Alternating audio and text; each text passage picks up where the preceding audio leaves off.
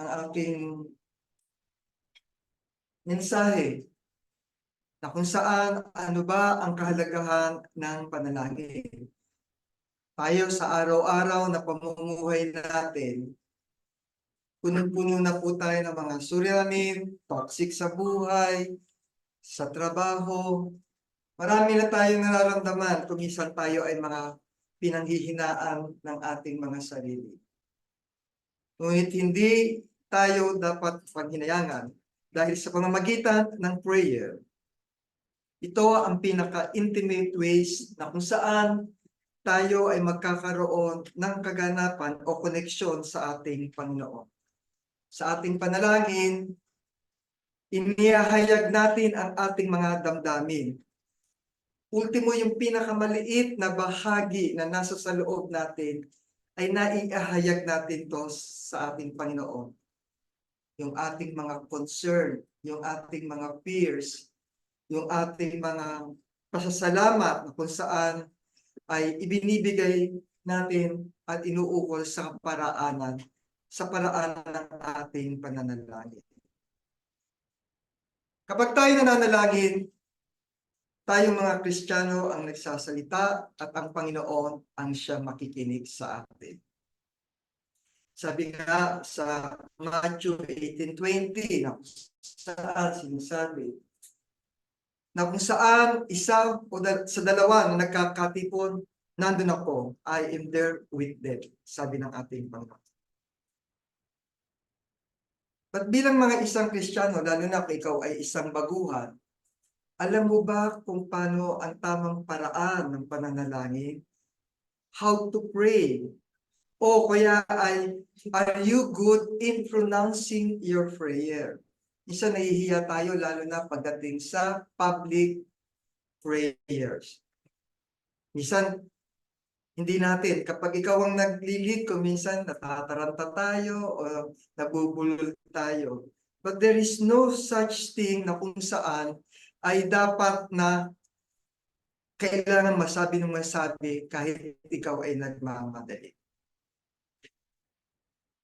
Prayer is the praises, thanksgiving, confession, supplication, and it is our appeal to our God. Nakakalungkot nga po na kung saan may mga ilang mga organisasyon na gumagamit pa ng mga intermediaries o tagapamagitan bago makipag-usap sa ating Panginoon. Pero ito'y hindi nasusulat sa ating banal na kasulatan. Tayo ay maaaring dumiretso sa ating Panginoon. May pagkakataon na kung saan pa nga sa amin sa government offices, ang hindi magandang practice namin ngayon, napansin ko, obserbahan ko lang, tuwing meron sa amin mga seminar, training, o yung mga first day of the week, pagka nagpe-pray, yung gamit ang technology, templated na, yun ang laging pinababasa o pinasusunod sa lahat. With that, parang sa loob ko, hindi ito ang prayer na para sa akin, sa mga eskwelahan. Yung prayer na ginagawa doon, technology na kung saan, yun na nga sinasabi. But ang panalangin ay napaka importante pakikipag-ugnayan natin sa ating Panginoon. It is a time that we are admitting our needs. Dito kailangan natin ang pagpapakumbaba sa Panginoon, sa harap ng Panginoon. At dapat ipakita natin sa ating Panginoon na ang lahat ng mga bagay ay dumidepende tayo sa Kanya. Ibinababa natin ang ating mga pride. At itinataas natin ang ating pag-asa sa ating Panginoon.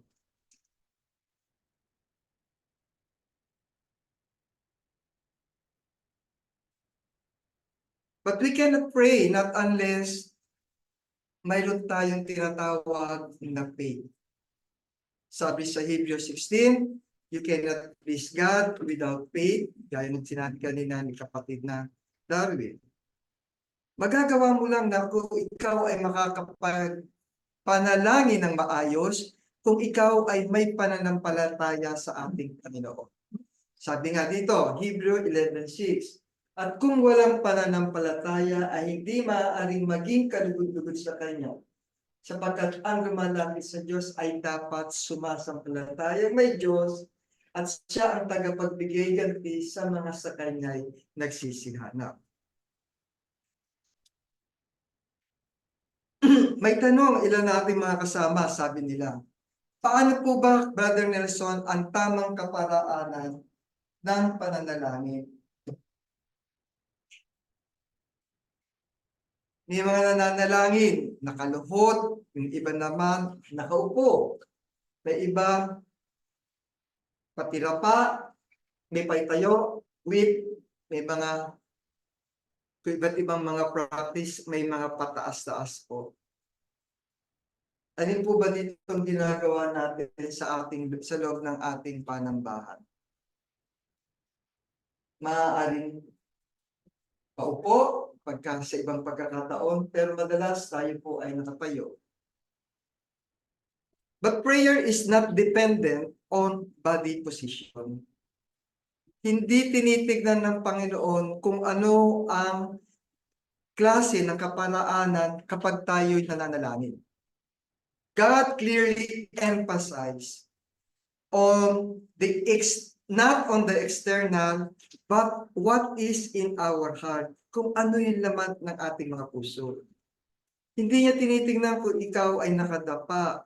Hindi niya tinitingnan kung ikaw ay nakaupo. Ang sabi ng Panginoon sa Matthew 6:6, but when you pray, go into your room and shut the door and pray to your Father who is in secret. Pumasok ka lang daw sa isang room. Doon mo ilahad ang iyong pakikipag-ugnayan sa Panginoon. Doon ka manalangin, regardless kung ano yung gagawin mo. Hindi titignan ng Panginoon kung ikaw ay nakaupo, nakadapa, na isinasagawa ng iba. O paluhod ka na lumalakad. Hindi yun. Ang nais ng Panginoon ay kung ano ang laman ng ating mga puso na idadaing natin sa pamamagitan ng ating mga panalangin. Madalas napapansin nyo kapag tayo ay nananalangin, meron tayong tinatawag na amen sa bandang hulihan. Sa lahat, napakatoliko ka, sa atin dito, sa iba't ibang kongregasyon. At the end of our prayers, we say amen. Ano po ba ibig sabihin ng amen? Amen means so be it. Ibig sabihin, ini-entrust natin sa ating Panginoon kung ano yung mga hinaing natin sa Kanya. Bahala ka na, Diyos. So be it. Sa salitang Arabo, yun yung tinatawag po nilang inshallah. Sa Arabo po. Okay. Naniniwala tayo na kung saan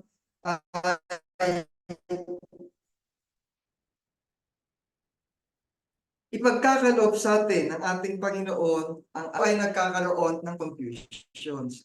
Ito po ay isang guide lang natin sa ating pananalangin.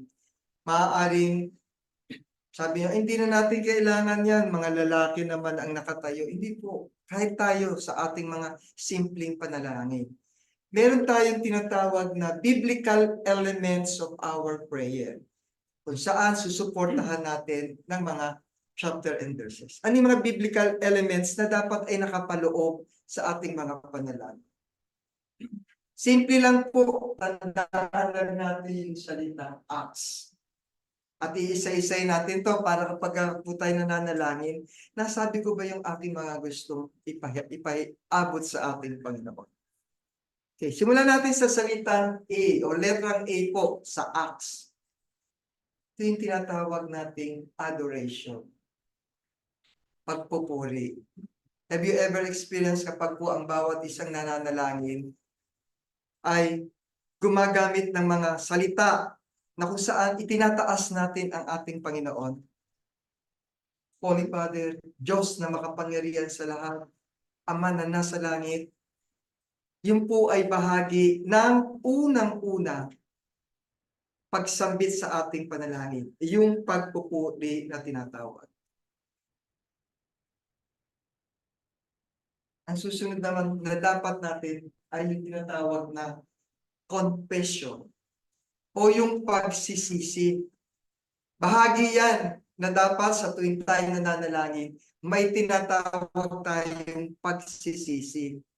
Susuportahan ko din po yan ng ilang mga biblical verses upang magbigay linaw sa atin.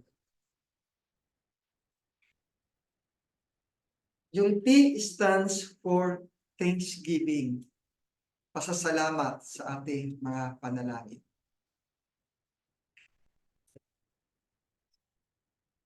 At yun naman pong supplication, sa bandang huli ay tinatawag natin paghiling.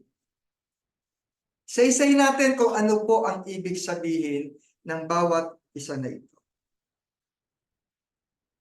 Lagi natin sinisimula ng ating panalangin sa pamamagitan ng pagpe-praise o pag-adore sa ating Panginoon. Madalas, pag kami mga tayo sa mga panumpati sa labas yan, kung bakit yung mga ordinaryong tao, barangay chairman, nabibigyan natin ng magandang title. Honorable chairman, respected chairman. Bakit kung tayo'y mananalangin, hindi natin ibigay yung pinakamataas na patungkol sa ating Panginoon? Sa adoration, kailangan, we have to praise our God of His power and His majesty. Iangat natin ang Panginoon sa pinakamataas na pedestal. As we adore our God, we become aware kung ano tayo, kung ano yung mga kahinaan natin. The moment na tinaas natin ang Panginoon, nakikita natin kung gaano tayo kababa at kaliit sa kanyang harapan. Kapag tayo ay nagpupuri sa Panginoon, ang concentration ng ating panalangin ay nakapokus sa Panginoon lamang and praise Him for who He is. Praise Him who He is. Hebrew 12:13-15, sabi po dito, sa pamamagitan nga niya ay maghandog tayong palagi ng hain ng pagpupuri sa Diyos. Dito malino sinabi sa atin, pagpupuri. Sa makatuwid bagay ay ng bunga ng mga labi na nagpapahayag ng kanyang pangalan. So nasa utos, as we start our prayer, we adore, we praise God.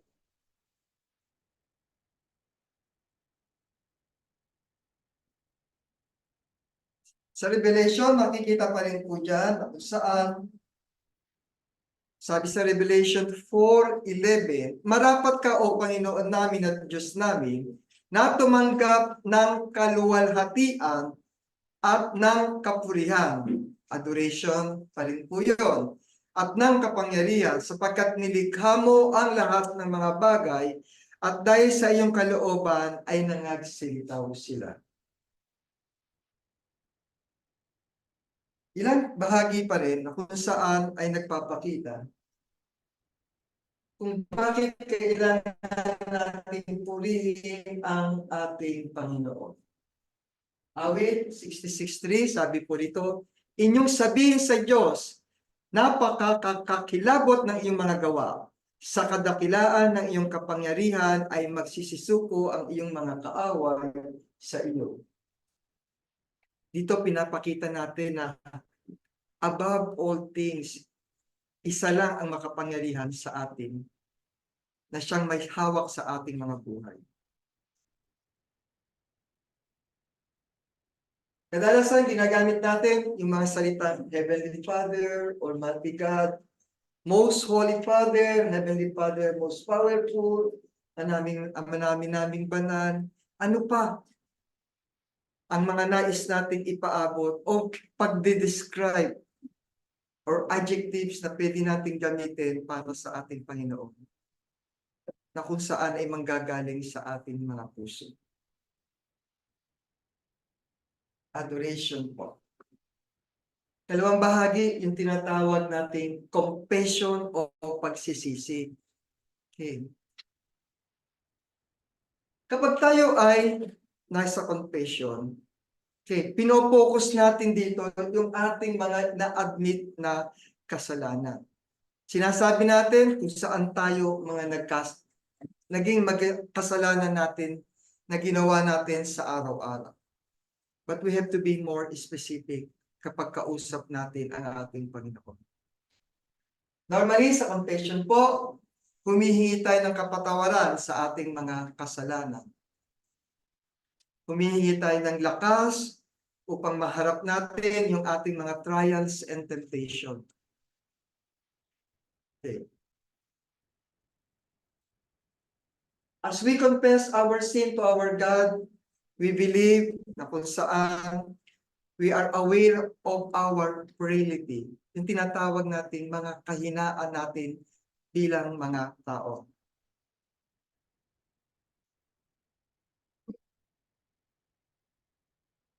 Sabi nga po sa John 1:9, kung ipinahayag natin ang ating mga kasalanan, ay tapat at banal siya na tayo'y patatawarin. Paano tayo patatawarin sa ating kasalanan kung tayo hindi humingi ng kapatawaran? Sa ating mga at tayo hindi linisin sa lahat ng ating mga kalikuan. Sundan pa po natin sa confession na kung saan mumunti kong mga anak, ang mga bagay na ito'y sinusulat ko sa inyo upang kayo huwag mga kasala. At kung ang sino man ay magkasala, ay may tagapamagitan tayo sa Ama. Si Jesucristo ang matuwid. Isa nga, may mga prayers tayo na hindi na natin nasasambit yung paghingi ng tawad. Pero dapat sinasama natin po ito sa lahat ng ating panalangin. Every minute, every seconds of our life, nagkakaroon tayo ng mga pagkakasalang aware or unaware tayo. Yun nga lang po minsan, tinignan mo yung isang tao nag-judge ka agad Uy, madaldal tong taong to, siguro chismo. Kasalanan na.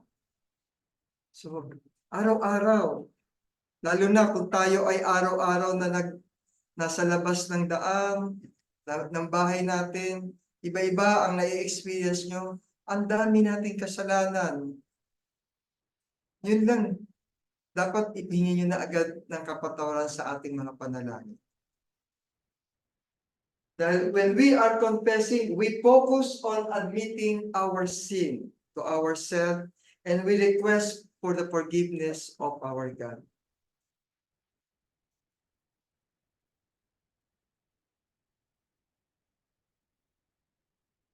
Bilang suporta po para sa confession sa Proverbs 28:30. Siyang nagtatakip ng kanyang mga pagsalansan ay hindi giginawa. Wala tayong pwedeng itago sa ating Panginoon. Maliit man o malaking kasalanan. Ngunit ang nagpapahayag at nag-iiwan ng mga yaon ay magtatamo ng kaawaan. So ano ang dapat mo pang gawin para mapatawad? Kundi ihain sa Panginoon ang ating mga kasalanan at maituro ang daan kung ano ang dapat nating gawin. Minsan makailang beses po ba tayong magkakasala? Yan ang madalas na tinatanong. May nakasulat sa Bible, brother, yung sinasabing makapitumput-pito ba yun? 70 times 70.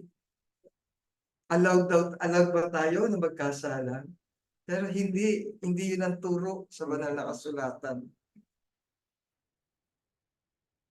So, mayroon tayong, tandaan po ninyo, yung salitang acts, A for adoration, C for confession. What is T? Yung naman pong T ay tinatawag na thanksgiving.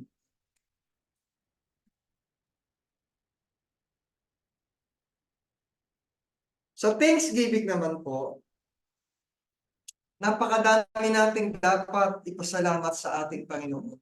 Araw-araw yan. Okay. Yun lang nabubuhay tayo pag-gising natin sa umaga. Pasalamatan po natin agad yun. Unang-unang dapat sa ating gawin bago tayo umawak ng cellphone. bago tayo mag-isip ng mga gagawin, yung magpasalamat ka. Always glorify our God with thanksgiving. Yung patuloy at patuloy niya tayong binibigyan ng assurance na kanyang pagmamahal, yung buhay na pinangako niya sa atin,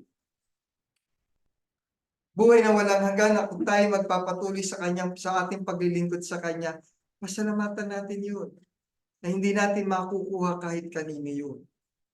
Yung kalakasan ng bawat isa sa atin, yung mga biyayang tinatanggap natin, yung mga trabaho ng bawat isa sa atin, yung pamilya na mayroon tayo, pinasasalamatan natin yan sa bawat sandali.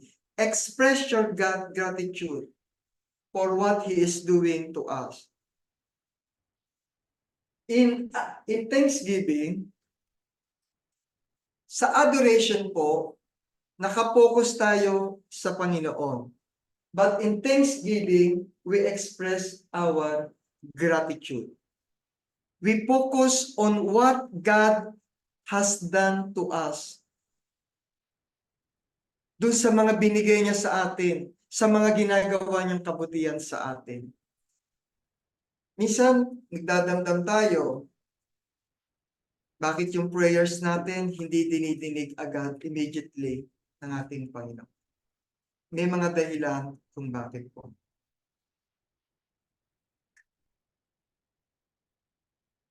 Sabi po sa Psalm, O magpasalamat kayo sa Panginoon, sapagkat siya'y mabuti, sapagkat ang kanyang kagandahang loob ay magpakailan pa.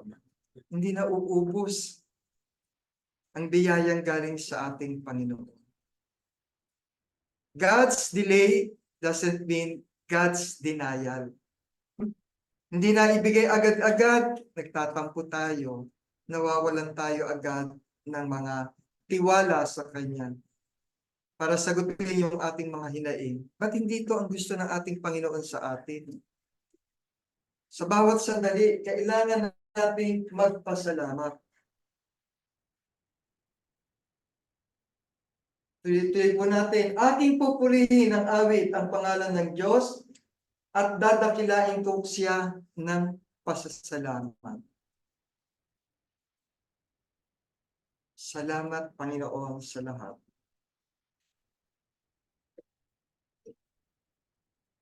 Kaapat na elemento na dapat nating isama sa ating mga panalangin ay yung tinatawag na paghiling o yung tinatawag na supplication po. Na kung saan dito ay nagre-request tayo sa ating Panginoon to do something para sa atin o para sa ating mga ipinapanalangin.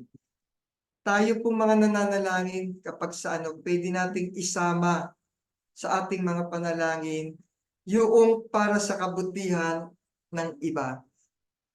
Or we are either for ourselves or on behalf of others. Hindi mo ba pag napapansin niyo tayo nananalangin dito, hinihiling namin Panginoon ang aming mga kapatid na may sakit, that is part of supplication. Tulungan mo ang aking mga kamag-anak, ang mga mahal namin sa buhay na wala pa rito, that is part of supplication. Ipagkaloob mo sa aming mga sa buhay ang hinaing ng kanilang mga puso, that is part of supplication. We are praying for the others. Aside doon sa ating mga individual prayers. Sa ating supplication, the Spirit is also helping in our weaknesses.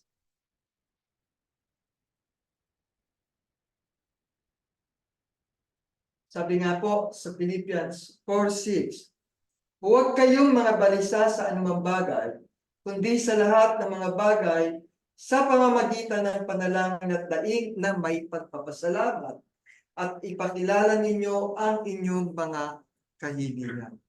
So malinaw po na ang ating mga kahilingan ay dinidinig ng ating Panginoon. Kasama ang Espiritu Santo. Sabi po sa Romans 8:26, Gayon din naman ang Espiritu ay tumutulong sa ating kahinaan, sapagkat hindi tayo marunong manalangin ng nararapat, ngunit ang Espiritu rin ang namamagitan dahil sa atin ng mga hibik na hindi maisalaysay sa pananalita. So, may guided tayo ng Spirit. Kumikilos ang Espiritu habang tayo nananalangin. Upang mailahad natin, mabigyan tayo ng parang kalinawagan, guidance, while we are asking for our prayers.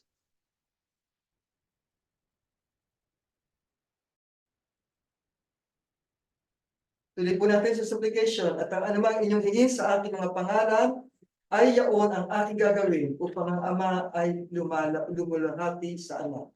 Sa 14, kung kayo'y magsisihingi ng anuman sa pangalan ko, ay yaon ang aking gagawin. Hindi ba napapansin nyo tuwing tayo sa panghuli ng ating panalangin sa pangalan ng aming Panginoong Jesucristo? Lagi nating ini-indicate sa prayer natin, in the name of Jesus Christ. Lagi natin kasama yon. Bakit po? Dahil sinabi, ang lahat ng ating hihilingin ay sa pangalan ko at yaon ang aking gagawin.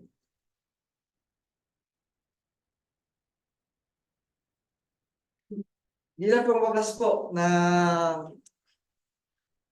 talata na nais kong ibahagi upang lalong maikatkat at maikintal sa ating mga isipan ang kahalagahan ng ating panalangin sa lahat ng sandali at pagkakataon sa Thessalonians 5:16-19 po.